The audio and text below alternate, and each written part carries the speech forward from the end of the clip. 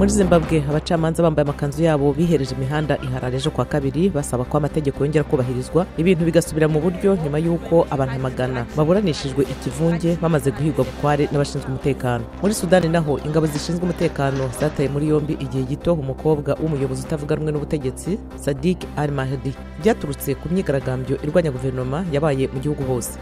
Abategetsi muri Kenya bavuze ko abantu 4 bakekwa bagomba kwitaba urukiko ni mu byerekeye igitero cy'iterabwoba cyabaye mu mwaka 2015 kuri kaminuza ya Garissa cyahitanye abantu barenga 150.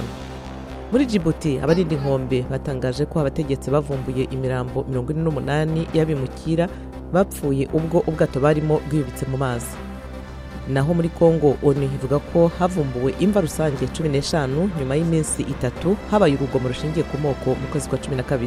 Mu ntangiriro z'uko kwezi byari byavuzwe ko abantu byibura 890 bishwe.